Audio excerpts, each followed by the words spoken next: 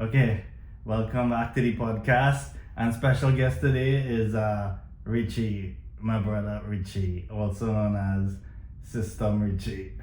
Hello. You. Yes, thank you for being on the podcast. Yeah, come all the way to Canada just to come in this podcast. Yeah. I've heard a lot about it, so I really wanted to come and join in this podcast. Thanks, it's a very popular podcast. Yes. Yes, good to have.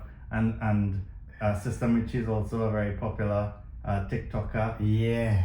I don't think so, but okay. And also well known in Trinidad for his work. Trying to be in Tobago too. Oh, Trinidad and Tobago, yes. Trinidad and Tobago, Yeah. government work, and also a local celebrity. So thanks for being here today. Local celebrity, yeah. Yes. Also a celebrity in Canada now because you're doing some Canadian. Yes, for the Canadians and them. Mm-hmm. Yeah. Anyway, so what do you call a day with no eyes? No idea. Yeah. Because I have no idea what the topic for today's podcast is going to be. But now we can just talk about the things that. What do you get when you cross an owl with a bungee cord? Okay, we'll leave that one. We'll link the video for that one. But yeah, also an equivalent quality joke. Also the audience, do you know what you get when you cross an owl with a bungee cord? The studio audience doesn't understand. The audience doesn't understand the joke. Okay. Anyway, so we can pivot to your specialties and interests. One being work and what the type of work that you do, and the personal interest that you have in recently discovering some new video forms and Right. So my work is generally youth development work, gender development work, and social development work. I work in the government of Trinidad and Tobago for the past 10 years, and basically my entire vision for Trinidad and Tobago, because I'm a patriot, is to actually develop society in such a way within 3 pillars, which is youth development, gender development, and also social development. And child development as well is also one of the pillars that falls within the social development realm. So child rights, gender rights, and also the youth development as well. So I merge all those 3 pillars together in order to try to create something that I call the youth, gender, child nexus, which is incorporation of all of these elements that needs further support in Trinidad and Tobago context, because we don't really pay attention to it when we're doing projects, programs, and all these kind of things.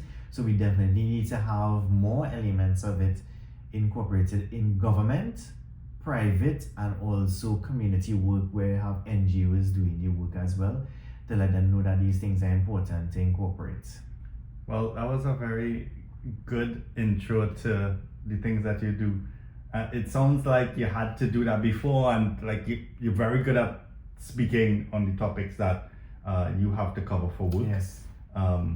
But in terms of practical aspects of the job, right? You have 3 different pillars, I think, for work that you do.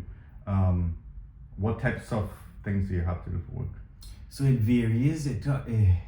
I align things with those same 3 pillars. So everything that comes to me is certain projects. So I am a project implementer as well as a educator and a trainer.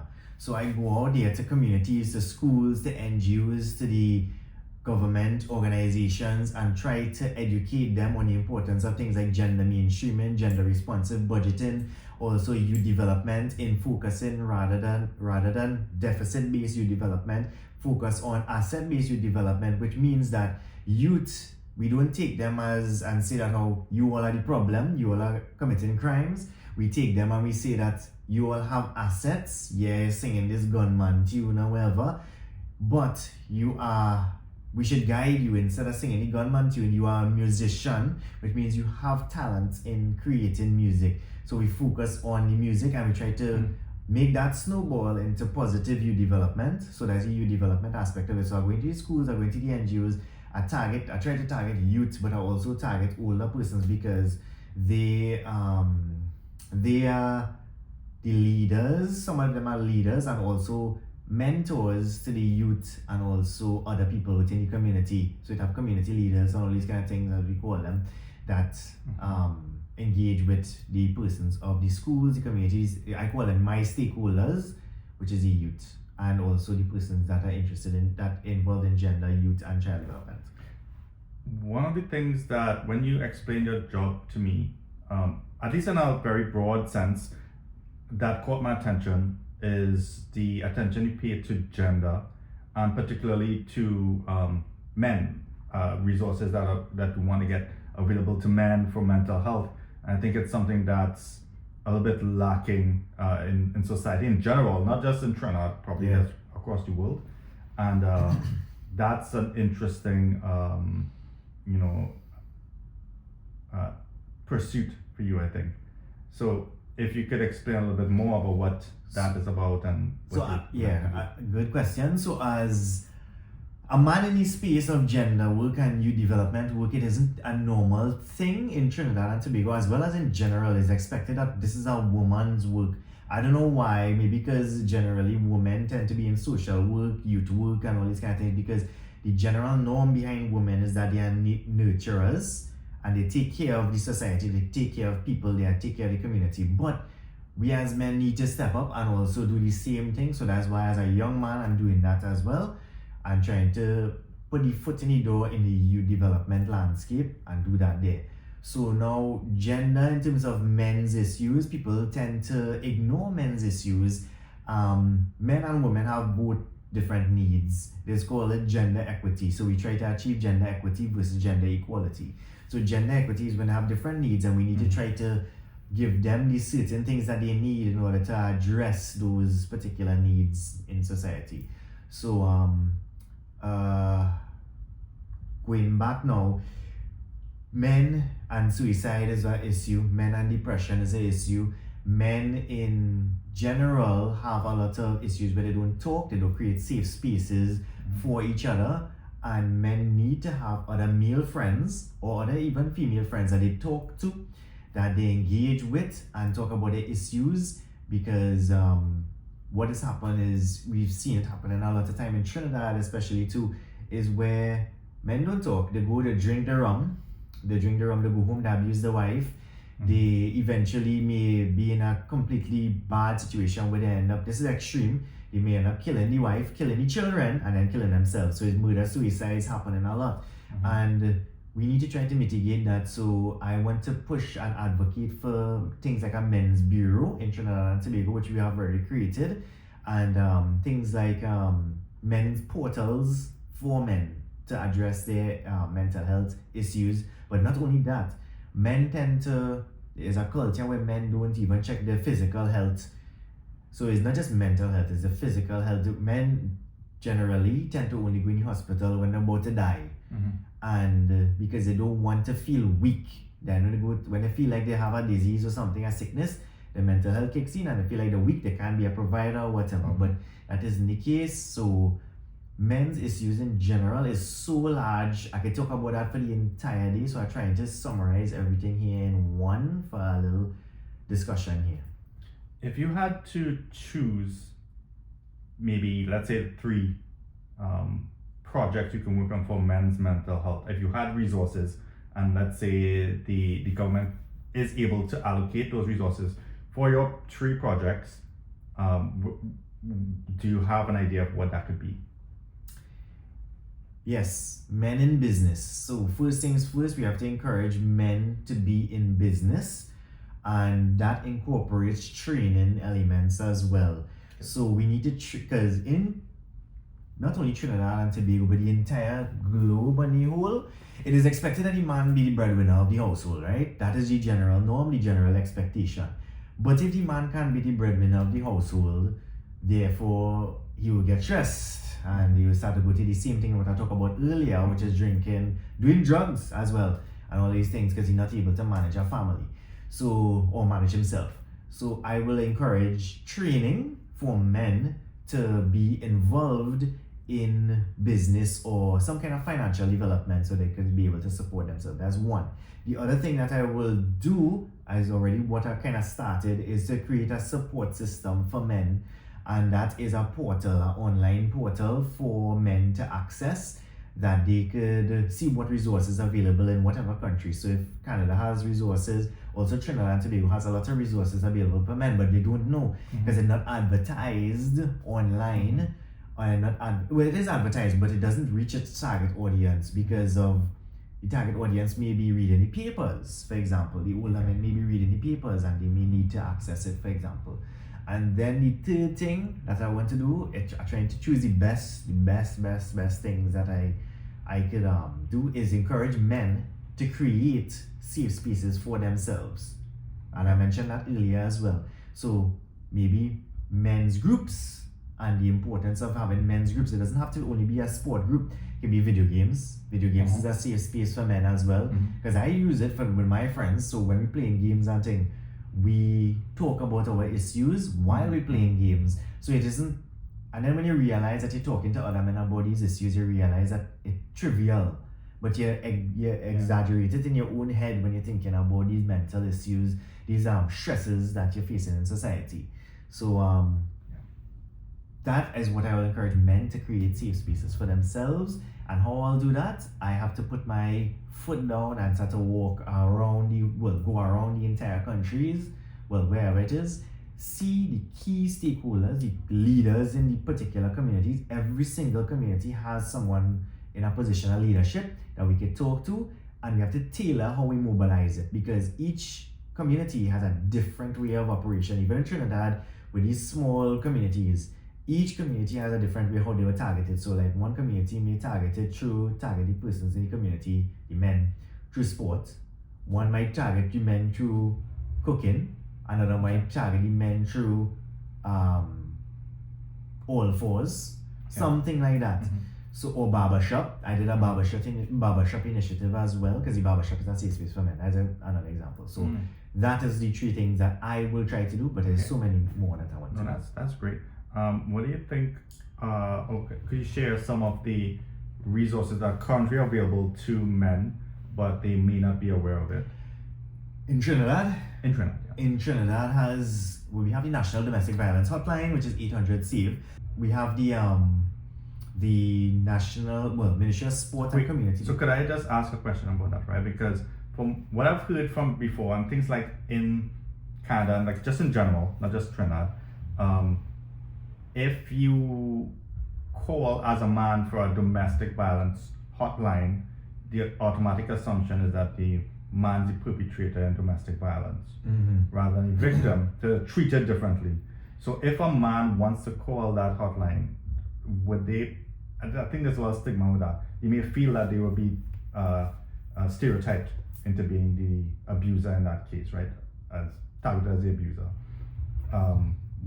Is it any different in Trinidad if they call that hotline, or? Trinidad and Tobago has a culture of exactly what you say, that they perceive the men to be a perpetrator, but we're trying to do things that encourage the persons who are the first responders, police, fire, all these other persons, as well as the persons who on the 800-SAVE hotline, 800-SAVE or 7283. To be able to navigate with these things and refer these men to act, not stereotype and not use your normal labeling towards a man. Even if the man is a perpetrator and they call the hotline, we will still refer you to counseling and all these kind of things as well. Okay. Because that is part of it, because perpetrators. Alright, so this goes back now to the entire concept of how we deal with perpetrators. In Trinidad and Tobago, we tend to just throw them in prison, and we don't rehabilitate. But the thing is, these men are coming back out into society eventually. And if they come back out, when they go into that prison system, they tend to come out worse. And they're going to continue doing the same thing and do worse things because of what they learned in the prison. So we need to try to create, encourage a system of rehabilitation for men as well in this space. Yeah. Okay, yeah. But what was the other thing you asked? Some of the resources. So you mentioned the first one was the hotline, and I interrupted you because I wanted to ask a question about that. Right, so the resources. So it has that, it has the Ministry of Sport and Community Development. The Community Development Division has the Community Mediation Division, which you can reach out to. I'm not sure the exact contact number, but you could search it up online, and that is the contact number. They have the contact numbers listed there that you can get mediation for free for. And there's also 800 COPE, COPE. There's the suicide hotline. That is for men, women, anybody, boys, girls, anybody. But that is that hotline. And there's also findcareTT.com. That's FINDCARETT.com. That is a website now that has all of the things that I would just now mention on it. So it has the 800 SAVE, it has the 800 COPE, it has the community mediation numbers there. It also has additional things from different ministries that social development, we have National Family Services is another one of it, that deal with family issues and also personal issues for mitigation in terms of mental health issues and also social issues that you face. So those are the resources. Yeah, those are good. I know that Canada has a lot of similar resources. Canada is a very big country, so for the federal perspective in Canada, they have a lot of resources that are available, and also each province, which is like a state in Canada, they have some separate resources for mental health and lines that you can call in case of suicide prevention and different issues that they might be having. They have a lot of resources, and I can't recall all of them, but I guess I can post them up as links in the video, and in case anyone wants to refer to it. So all of that was interesting for work, and I just want to pivot to the other aspect, which is, so you would be almost like living two separate lives when you have your work life and your personal life, although you might have some overlap between the two. And I know that you recently started, I know how long you started creating a lot of videos and got a lot of attention in Trinidad, and you also are doing some in Canada as well. What was that starting that like, and how did you get started, and why did you get started? It started weird because I was just in the beach, and I always go to the beach, and I always go to the bush, the nature itself, to do hikes and things. And I like to explore. That's just one of my things I like to do. Just explore, because life is short. You need to learn about the places that you live around. And I live in Trinidad and Tobago so long. Why not just go and explore? Do your research, be safe, and explore the country. So it started with me just going to the beach, and I was just like, I could show people this beach, because I show that people never been to this beach. It actually started with a turtle video, because I was like, turtles lay their eggs on this beach. And which one is that? Which beach is that? That was Las Cuevas Beach. Okay. Was it Las Cuevas? Yeah, it was Las Cuevas Beach. Okay. And they lay their eggs there. So I was like, let me just show a video of this. And it was actually a funny video, and because I was like, somebody actually dug a big hole in the sand. And I was like, because a giant turtle that actually do that. But in reality, it did have turtles as well that come to the beach, but that wasn't that was someone they dug it. But no, the real reason why is because I wanted to show people the beaches and also the waterfalls, the nature that we have in Trinidad and Tobago. And I just started off small. I was just like, this is a nice thing. And I just like, when I'm exploring it, I want them to see that it is me. I want them to feel like if they are there at the same time, going through the same hiccups that I'm going through. Yeah, because it's one of those things where you live in a country, and sometimes a tourist will experience more of the country than you. Yes. And one of the big things in Trinidad is that we have beaches, and we have some good beaches compared to like other places. Like, say for example, Canada does have beaches we're talking about today, but they're not the same, right? They're like lake beaches, and they're cold and not so nice, right? So it's underappreciated in Trinidad. But even so, we know that we have beaches. We don't even go there all the time. We could, but we don't go all the time. And a lot of people don't know that much about the country, and they don't explore that much. They don't know that you have like a hike you can go to, and there are waterfalls as the objective. Because in a comparison, when hikes in Canada, there is no real end of the trail. There's no waterfall objective. There's nothing like at the end of it. You just kind of hike for a while, and you get. I guess some of them have objective, right? But you can appreciate a lot more what Trinidad has to offer. So so I think it's a good thing that and people are showing the interest because they want to see more about these things, and people might then also be interested in doing these things too if they can see how you do it, and it's anybody can really do it, right? So how did you start why did you decide to start the YouTube channel? How did you get that one done, and the TikTok? Well, I had YouTube long time, but the YouTube was basically about my martial arts tricking. The flipping. Yeah. Martial arts tricking is a combination of gymnastics, taekwondo, capoeira, breakdancing, all of these things in one. Yeah. Is a high energy martial arts sport. So that is what I did in my early days, right? But I always was on YouTube, and I always like creating content and putting it out there. Even in TikTok, I had martial arts stuff first, but then I decided that I need to find a way to show people that we have all of these available beaches, nature stuff, nice places in Trinidad and Tobago. So how do I do that? YouTube is one, yes, but YouTube itself caters to a certain audience. It doesn't cater to a younger audience and mass audience now. So we have things like TikTok now, which caters to a larger audience, and also, well, old, young, middle-aged is a whole set of people because of how simple the app is. So I decided to just upload some videos quickly, and short form videos that could be concise enough to give them the information that they need as to how it is to get to these places, and also what it is like to be in these places as well. And there are other TikTokers, YouTubers, and all of these things that go into more depth as to how to get to these places as well. So my real goal is to just spark interest.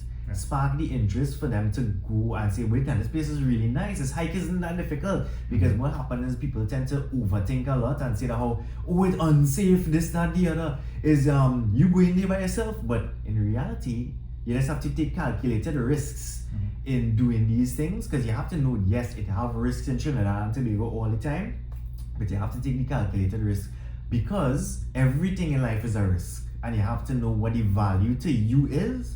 If the value to you in hiking and going through some bush and getting bitten from mosquitoes, insects, all kind of thing, isn't worth seeing a waterfall, the Maracas waterfall or something, then it isn't for you. But if it is that the journey of getting bitten by mosquitoes, getting cut by bush, getting all of these things, but at the end of it, the value of seeing the Maracas waterfalls or any waterfall is amazing to you and a memory that you'll never forget, then go and do it.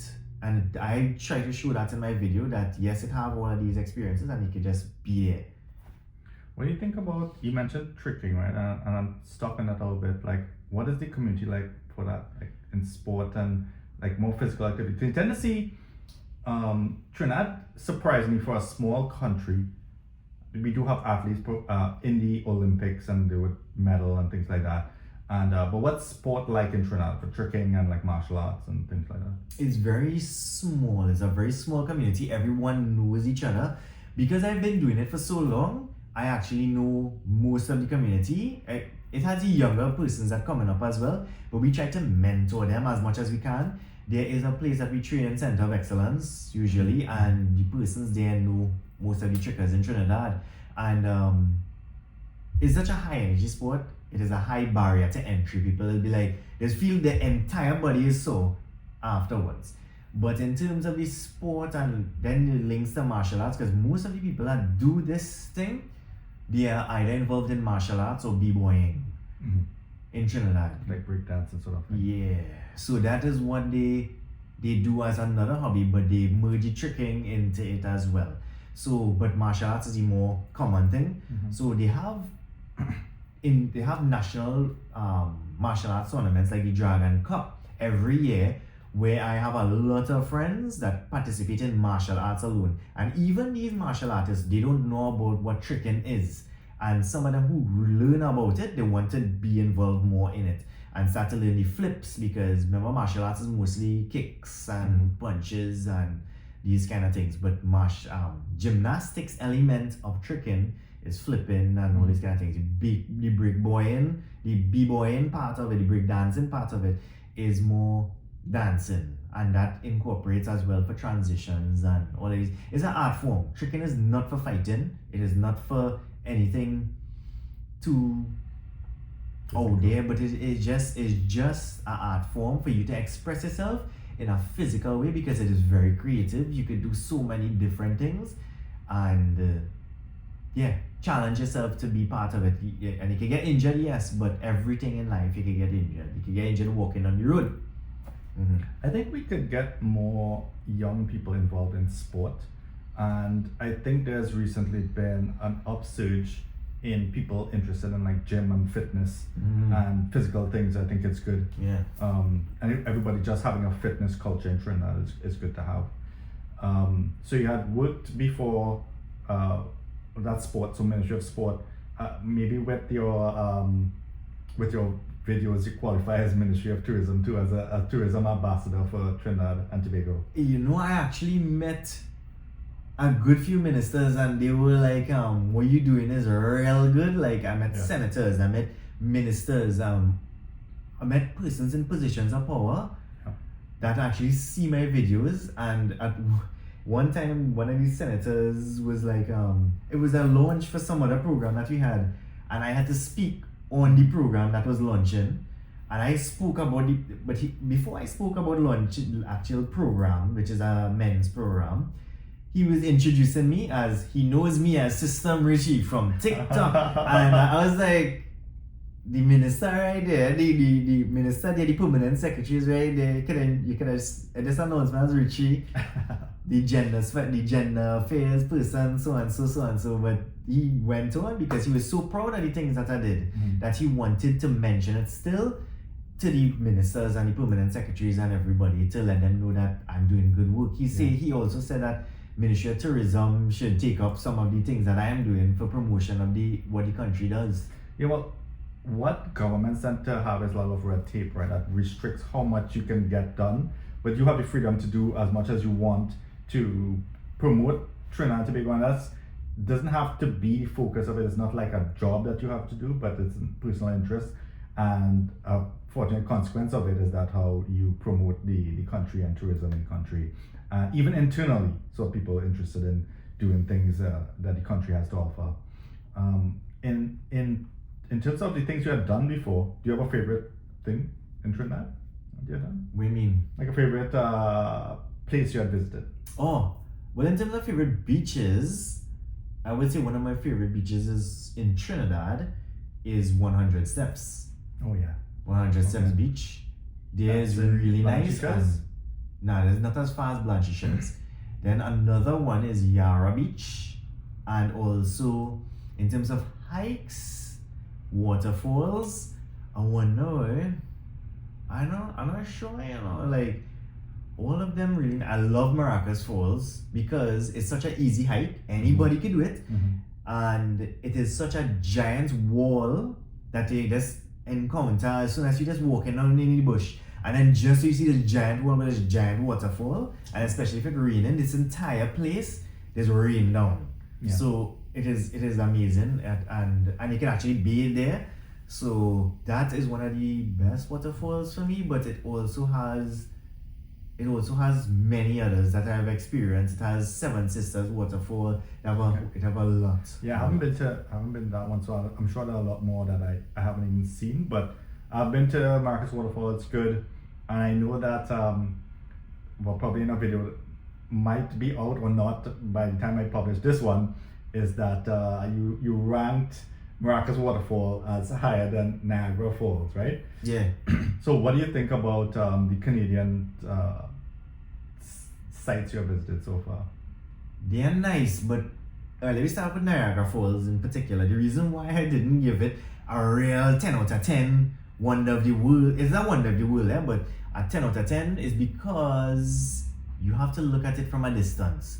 You can't interact with it because it's so powerful, it's so heavy. It's nice to just look at it from a distance, but for me personally, I like to interact with the waterfall. That means that I like to be close to it, either in the bottom of it, in the water, touching the water, or in the water, but you can't be too close to that waterfall because it's so powerful. You have to keep your distance and just watch it from a distance. And from where it is that I looked at it, it was just like, okay, well, it's just to look at it and just head back out. I want to get wet. I want to go in the water. I want to take a dip and see what it is like. And then now the other things that I've seen in Canada, we're freezing down here, but winter. Yeah, it's freezing, but I enjoy the cold because it isn't as bad as people like to portray the cold as. Because when you're here, it has warm places that you could go into. You have these stores that have wherever. You also have your winter jacket, so you have to be clothed properly to be outside. But it is definitely a nice experience, and you can't do it easily. So places like where we went to today, that was Yorkville. That was nice. And then we went to, where else we went to? The cafe. We went to the cafe, but where we went the days before? Distillery District was nice. Yeah. It just had like 1 million people, but the Distillery District was really nice because of the cold. The cold actually made it fun because the was like wintry, so you had snowfall. Yeah, and the place was cold. It was fun. We sat outside in cold. So the place was so busy, right? People coming from outside Toronto to visit because it was the last day, and all the restaurants had lines. And we were like, well, we didn't have lunch for the entire day. Yeah. And we want to get something to eat. The only place we could have gone was this place that has an outside sort of patio. And nobody wanted to sit outside because the place was too cold. So we were the first ones to go. We went and we were like, okay, fine, we'll sit outside. They had the heated things on top. It wasn't the worst thing. We still had some heat.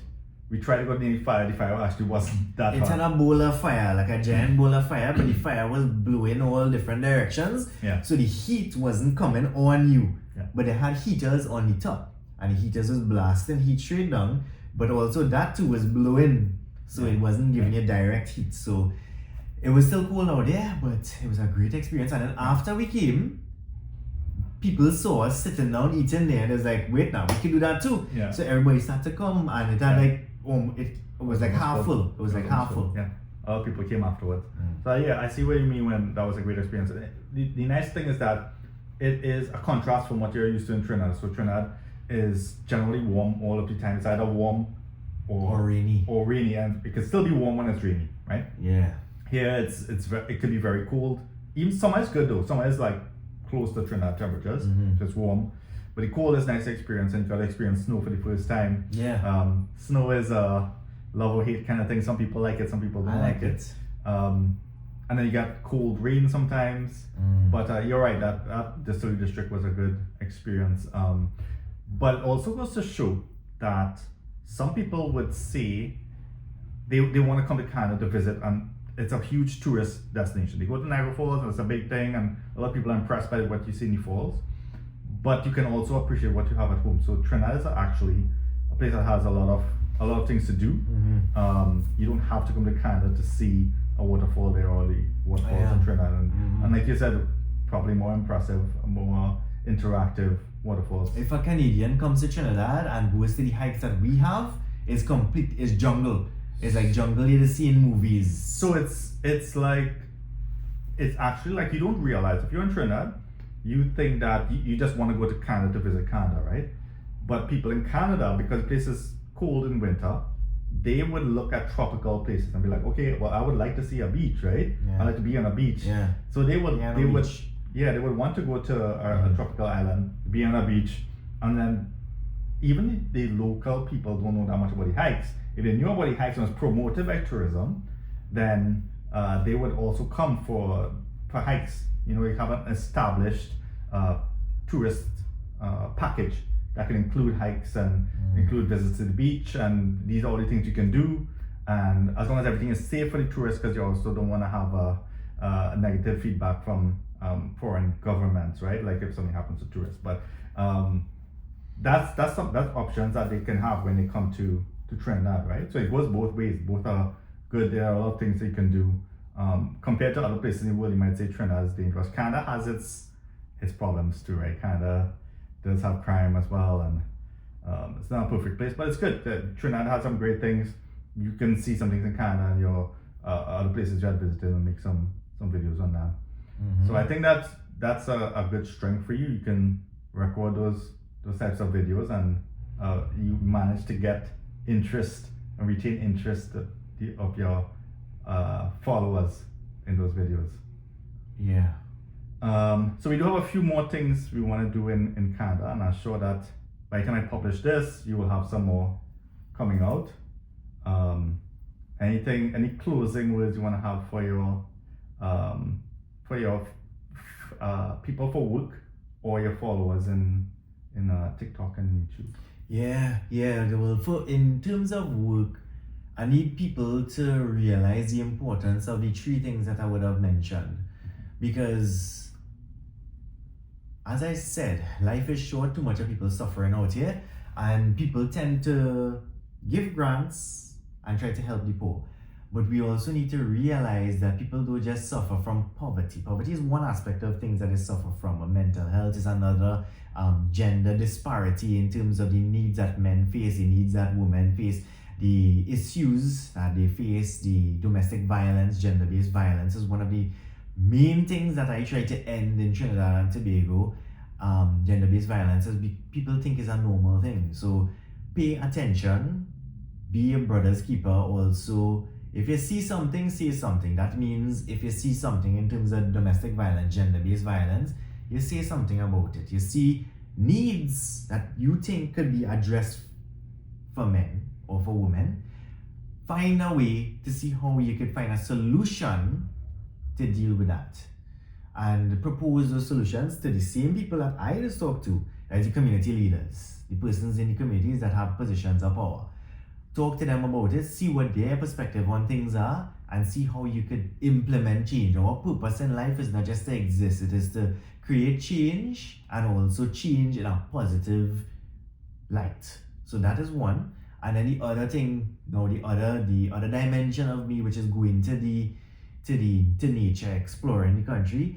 Try to explore. It doesn't have to be nature, it doesn't have to be the bush, it doesn't have to be the beach, it doesn't have to be anything. Explore where it is that you want to explore. So if it's something you like, you want to explore something more in sport, explore that. That is one thing.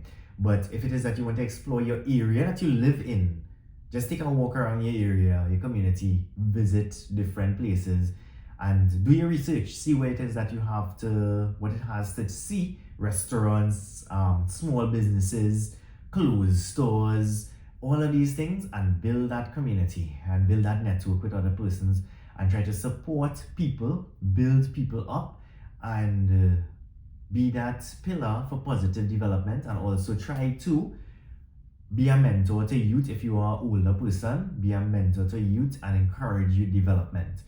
As I mentioned before, there's a deficit-based and an asset-based. Throw away the deficit-based model.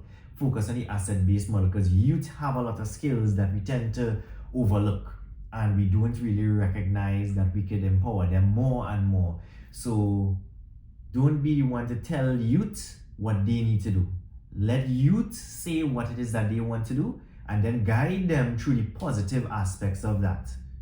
So just guide them, be the mentor to guide them. So that is that. And now the nature part of things, as I say, if you really want to do that, you could go ahead and explore the beaches and everything, but be calculated, do calculated risks, take calculated risks, do your research and everything before. You don't just jump out your car and then go in the middle of nowhere.